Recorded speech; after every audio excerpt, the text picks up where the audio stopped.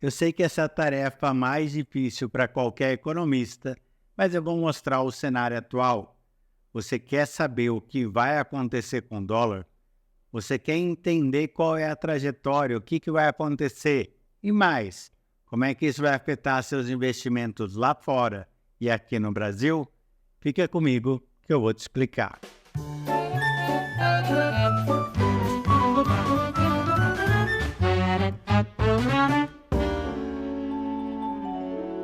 O primeiro passo que todo mundo tem que entender é que o papel do Banco Central é defender a moeda.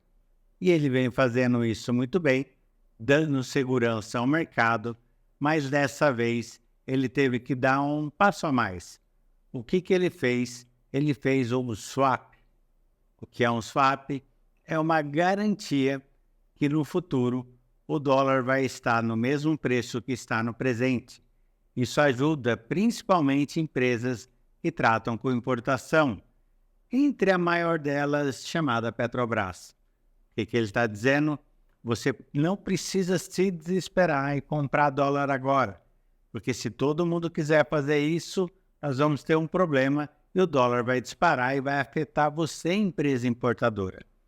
Por esse motivo, para evitar essa volatilidade, o que o Banco Central fez? Colocou um swap de $1 bilhão para dar liquidez ao mercado. Em um primeiro momento, o mercado pediu mais, o dólar até subiu um pouco mais, e agora ele fechou aí na faixa de 5,6, e a gente vai entender o que isso significa, qual é a tendência e de onde a gente está indo. Bom, nós estamos indo para uma tendência relativamente simples.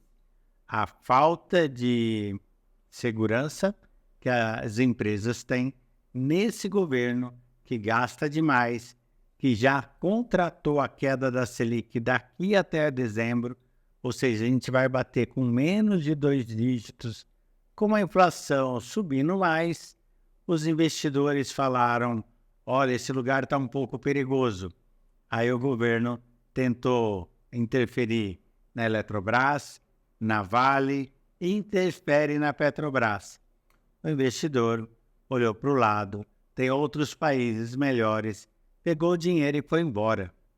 Foram mais de $20 bilhões que saíram no primeiro trimestre agora do Brasil. Bom, se ele saiu, é uma relação clara de oferta e demanda. Para sair daqui, ele precisa pegar os reais, comprar dólares e mandar para fora. Que, aliás, eu recomendo todos fazerem isso. Ter parte do seu patrimônio lá fora, porque caso contrário, nesse estresse que está acontecendo, você pode sofrer com isso também. O outro ponto é que, se o dólar tem uma tendência, qual é essa tendência e até onde ele pode ir? Vamos tentar olhar essa tabela e ver exatamente o que pode estar acontecendo agora com o dólar. Nós pegamos aqui o fechamento de hoje. Nós temos uma média móvel de 200 dias caindo, ou seja, se encontrando com a média móvel de 20, que está aqui muito próximo. De lá para cá, quando elas vieram se aproximando, nós criamos um canal de alta. Aqui, com esse estresse todo, bateu lá 1 bilhão, e esse 1 bilhão foi lá e trouxe o dólar para baixo, fechou aqui a 5,6, mas eu acredito que ele vai continuar nesse canal de alta, e a gente vai ser muito fácil encontrar o dólar no final desse semestre, perto ali de 5,15, 5,20. Se isso acontecer, você vai ter uma desvalorização do real, vai puxar essa inflação vai forçar o investidor a sair da renda fixa e ir para a renda variável. Então o melhor negócio é eu simplesmente ir e entrar na bolsa. Afinal, é uma relação relativamente simples e óbvia, até um certo ponto. Por que nós estamos falando isso? Porque você vai ter, aqui nesse outro gráfico, nós temos uma relação do quanto o dólar influencia ou tem uma relação quase proporcionalmente inversa. Toda vez que eu tenho o azulzinho é o Ibovespa e o rosinha é o dólar, o mini dólar futuro. Então, toda vez que eu tenho um aumento do dólar, eu tenho uma queda do Ibovespa. Quando o Ibovespa sobe, o dólar cai. Quando o Ibovespa vai caindo ou andando de lado, como aconteceu agora, eu tenho o dólar disparando. Caso o dólar dispare, ele vai puxar a inflação. Bom, então ficou complicado, porque o Ibovespa vai continuar caindo. Não, porque nem todos os brasileiros colocam dinheiro fora do país. Então vai haver uma migração que vai sair da renda fixa e vai entrar na renda variável. Aonde em renda variável? Em dois tipos de empresas. Aquelas ligadas aos commodities, que de alguma maneira conseguem, no seu faturamento, refletir o aumento do dólar, e as empresas que são oligopólios nos seus setores, que observando a inflação, o aumento do custo, ela consegue repassando isso para os seus compradores, e com isso aumentando a sua margem de lucro, ou pelo menos mantendo a margem de lucro, vai fazer essas empresas mais atrativas. Por quê? Porque o valuation delas vai melhorar, porque a taxa de juros vai cair. Ficou um pouco confuso? Pareceu muita coisa? Bom, vamos tentar simplificar esse vídeo e dizer para você alguns pontos essenciais que você tem que ficar muito atento em relação aos seus investimentos.